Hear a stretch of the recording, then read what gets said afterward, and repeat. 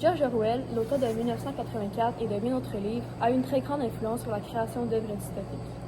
Plusieurs auteurs, autant pour les récits que pour les films, se sont inspirés de ses créations pour en créer de nouvelles, comme le film Elysium réalisé par Neil Blomkamp. Donc aujourd'hui, nous allons faire une analyse de ces deux œuvres.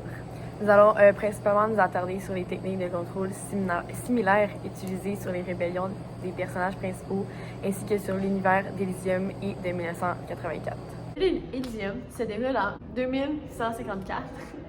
Et dans le fond, ce film-là consiste de l'inégalité entre les habitants de la Terre et les habitants sur Elysium. Puis Max, le personnage principal, il a eu un accident de travail et il lui restait 5 jours à vivre. Donc là, il s'est vraiment dit « j'ai rien à perdre », puis il est parti à la quête d'aller sur Elysium pour avoir l'égalité entre la population de la Terre et la population sur Elysium.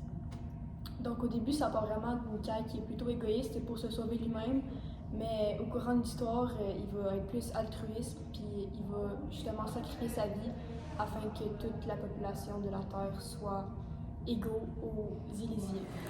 Donc, premièrement, nous avons remarqué que le film Elysium et le roman 1984 ils ont beaucoup de points en commun, tels que les deux utilisent des techniques de contrôle très similaires pour calmer la population, pour pas qu'il y ait des rébellions qui se forment. Donc, la première, c'est la surveillance de la population et le contrôle des ressources. Donc, pour commencer, la surveillance dans le film Elysium se fait ressentir par la présence des robots sur la planète. Ceux-ci sont construits dans des usines par des ouvriers. Ils prennent la place des autorités, donc la police. Dans l'extrait suivant, nous voyons Max attendre l'autobus et les robots vérifient si les passagers qui attendent n'ont pas l'air suspects. S'ils ont l'air suspects, ils se font fouiller, eux et leurs sacs. Et s'ils ne coopèrent pas, les robots utilisent la violence en guise de punition. Les robots surveillent toujours les gens de la population, ce qui fait un parallèle avec les téléécrans dans le livre 1984, qui filment, enregistrent et écoutent 24 heures sur 24, 7 jours sur 7, et ils sont partout. Donc, par exemple, dans le livre 1984, à la page 13, Winston explique que l'appareil est tout à la fois émetteur et récepteur du moindre bruit, à l'exception des chuchotements les plus étouffés. En outre, tant qu'il reste dans le champ de la plaque de métal, il est visible, en même temps qu'audible. Il n'y a pas moyen de savoir si l'on est observé à tel ou tel moment, à quelle fréquence, selon quel système la mentopolice se branche sur un individu. Donc, nous pouvons constater que la surveillance est omniprésente dans le film Elysium et dans le livre 1984. Pour continuer, une autre technique de contrôle qui est assez présente dans les deux œuvres, c'est le contrôle des ressources. Pour commencer, dans Elysium, les habitants ne sont pas seulement limités à l'accès à la nourriture et aux biens matériels, mais aussi soins médicaux. Par exemple, les hôpitaux sont surchargés puis ils ne parviennent pas à subvenir aux besoins de tout le monde. Puis ce qui est le plus injuste là-dedans, c'est que dans l'Elysium, il existe une technologie qui est capable de soigner n'importe quelle blessure ou maladie, appelée les medbay, mais ils sont interdites aux citoyens de la Terre. Par exemple, Mathilda, la fille de Frey, une amie de Max, est atteinte de la leucémie, puis la mort lui est assez imminente, mais malheureusement, elle ne peut pas se faire guérir parce qu'elle n'a pas accès aux medbay. On peut en conclure qu'à cause de la pauvreté, les gens sont trop axés sur essayer de répondre à leurs besoins de base pour essayer de penser à comment est-ce qu'ils pourraient s'organiser afin de créer une rébellion puis renverser le gouvernement. Pour faire un parallèle avec 1984, les ressources sont aussi contrôlées par ration. Par exemple, ainsi, il y aurait même eu des manifestations pour remercier Big Brother d'avoir porté les rations de chocolat à 20 grammes par semaine. Mais c'est pas seulement le cas pour les chocolats, mais également les lames de rasoir. Il est également impossible de se procurer, par exemple, du café, à part si les membres du parti extérieur vont dans des magasins qu'on pourrait dire pas illégaux, mais qui font partie des prolétaires, donc ils ne sont pas censés avoir accès. On peut donc en conclure que le contrôle des ressources par les dirigeants va affecter la population puis les empêcher un peu de pouvoir se réunir afin de se rebeller contre le gouvernement. Bref, dans ces deux univers dystopiques, ils utilisent les deux des techniques de contrôle très similaires, tant que la surveillance et le contrôle de ressources. Malgré toutes les techniques de contrôle mises en place, il y a encore certains citoyens qui sont capables de se rebeller contre le gouvernement. Donc, deuxièmement, nous allons aborder les ressemblances entre Max d'Acosta et Winston dans leur rébellion envers leur gouvernement. Donc, premièrement, leur rébellion est en lien avec leur travail et ils se rebellent en ayant des sentiments et des relations avec d'autres personnages. Premièrement, le travail des deux personnages principaux ont vraiment un très grand impact dans leur rébellion. Pour commencer, dans le roman 1984, le travail à Winston, il consiste de réactualiser toutes les informations pour que ce que la population voit soit pareil avec ce que le parti de Big Brother y dit, donc pour pas qu'il y ait de contradiction. Et en sachant toutes ces informations-là, Winston, il devient non orthodoxe et cela amène sa rébellion envers le parti de Big Brother. Et dans le film Elysium, le travail à Max, il joue un très grand rôle dans sa rébellion. Donc, Max, il travaille dans une usine de fabrication de robots et il est soumis à des fortes doses de radiation, ce qui fera en sorte que Max ait juste 5 jours à vivre. Donc, cela lui donne le courage et la détermination de se rendre à Elysium, vu qu'il n'a vraiment rien à perdre, et il veut se guérir. Donc, il finit par se sacrifier pour qu'il y ait une répartition d'égalité envers la population de la Terre et la population d'Elysium, pour que tout le monde soit équitable, que tout le monde puisse avoir les mêmes ressources de Medbay. Deuxièmement, les personnages principaux d'Elysium et de 1984 vont avoir un peu une ressemblance avec leur rébellion, puisque les deux, leurs quêtes vont aboutir à cause de l'amour. Pour commencer, dans Elysium, Max d'Acosta, de base, son but, c'est d'avoir une Medbay sur l'Elysium, mais est un peu égoïste. Son but, c'est seulement de se guérir lui-même. Une fois qu'il serait guéri, il retournerait sur Terre, mais à cause de l'amour, dans le fond, lui, il a comme un peu un crush, un béguin sur Frey, son amie d'enfance. Puis elle a une fille nommée Mathilda. Puis elle est atteinte de la leucémie. Puis la mort est assez imminente. Puis là, ce qui va être rendu au point de soit qu'il meurt en légalisant tous les citoyens ou bien se guérir lui-même, il va choisir de donner sa vie pour que les citoyens soient tous légalisés et donc réussir sa rébellion envers le système. Pour continuer, dans 1984, Winston, malgré qu'il a déjà entamé sa rébellion en écrivant un journal, sa rencontre avec Juliette va grandement aider. Avec elle, il va avoir des relations sexuelles assez fréquemment et ça, c'est un signe de non-orthodoxie envers le parti puisque c'est interdit.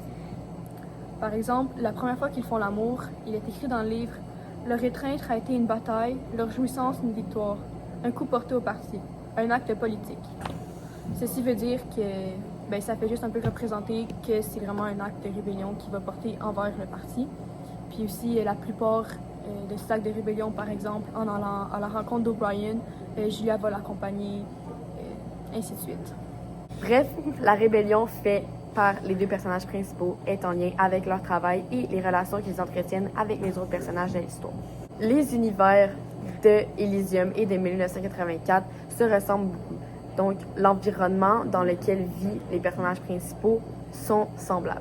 Finalement, les univers qui englobent le film Elysium et le roman 1984 sont assez similaires, puisque dans les deux, on peut remarquer qu'il y a une hiérarchie sociale, une ségrégation avec le peuple et les dirigeants, ainsi qu'il y a vraiment une culture de peur à cause de la violence qui est constante. Donc, dans le film Elysium, la population est vraiment divisée en deux parties. Donc, les habitants qui habitent dans la planète Terre, puis les habitants qui habitent dans Elysium. Les habitants sur Terre, c'est vraiment les plus pauvres. Ils n'ont aucune ressource, vraiment la pauvreté complète. Et dans l'Elysium, c'est vraiment les riches, ils ont toutes les ressources. En parallèle avec le film Elysium, le roman 1984, il y a vraiment une division de population aussi. Donc, on a Big Brother, le parti intérieur, le parti extérieur et les prolétaires. Donc, vraiment, le parti intérieur, il y a vraiment beaucoup de ressources. C'est le parti plus riche. Et le parti extérieur et les prolétaires, ils vivent vraiment dans un milieu de vie très pénible, très pauvre, très sombre aussi, comparé aux parties intérieures et Big Brother. Donc, ils vont vraiment avoir une ségrégation entre la population fortunée et la population défavorisée. Donc, en deuxième lieu, les deux environnements des personnages principaux sont très lugubres. Ils sont très axés dans la violence et dans la haine. L'environnement est vraiment axé dans la violence à un point que les populations sont désensibilisées complètement. Dans Elysium, lorsque Max attend son autobus au début pour aller travailler, il se fait fouiller puisqu'il a l'air suspect. Il ne coopère pas, donc le robot commence à le frapper et à être violent avec lui. Et toutes les autres personnes dans la ligne qui attendaient l'autobus sont complètement indifférents par rapport à l'acte de violence. Donc, dans le livre 1984, il y a un moment donné où est-ce que Winston il s'en va dans un village plus défavorisé et il y a des cocottes vapeur qui sont lancées sur ce village. Une explosion, dans le fond, des bombardements. Et pour montrer à quel point la population est désensibilisée, Winston, il va voir une main tranchée et il va même pas en faire attention. Pour lui, c'est normal. Donc, les deux populations, autant dans 1984 que dans Elysium, sont complètement indifférents et insensibles à la violence qui a été instaurée dans la vie de tous les jours des personnages. Bref, on peut constater dans Elysium et dans 1984 que l'univers est assez semblable, puisque dans les deux cas, on peut constater une division de la population dans un triangle social, ainsi qu'une culture de violence et de peur qui rend la population assez insensible aux actes commis. Donc, pour notre troisième partie, on a décidé de faire un Elysium 2 parce que Elysium 1, la fin, nous a vraiment frustrés. Donc, on s'est dit qu'on allait faire un deuxième Elysium adapté à notre goût. Donc, à la fin du Elysium 1, on voit que Max, on sait pas trop s'il meurt ou pas. Nous, dans le deuxième, on a décidé de faire revivre Max. Donc, Frey, son ami, après avoir sauvé sa petite fille, est allé chercher Max et Max était sur le bord de mourir. Elle l'a mis dans un medbay et il a survécu. Donc, après avoir sauvé Max, Frey et Max, ils reviennent sur Terre. Puis là, ils vont dire à tout le monde « Hey la gang! On peut peut-être aller sur Elysium parce que là, c'est rendu équitable. » Donc là, les habitants de la Terre, ils montent chez Elysium. C'est sûr, au début, c'était pas l'harmonie. Il y avait beaucoup de chicanes, puis c'était toute la nouveauté. Deux peuples complètement différents ensemble. Il y a beaucoup d'idées différentes. Mais avec le temps, après tous les conflits, ils ont réussi à s'organiser, puis ils ont réussi à tout s'adapter. Donc ensuite, dans le Elysium 2, on pourrait beaucoup développer la relation qu'il y a entre Max et Frey. On pourrait plus savoir c'est quoi la raison de pourquoi ils se sont séparés quand ils sont plus jeunes, c'est quoi qui s'est passé pour que dans le futur, ils se parlent juste plus. Puis la fille de Frey, Mathilda, va être très heureuse d'apprendre plus à connaître Max, d'avoir une belle figure paternelle.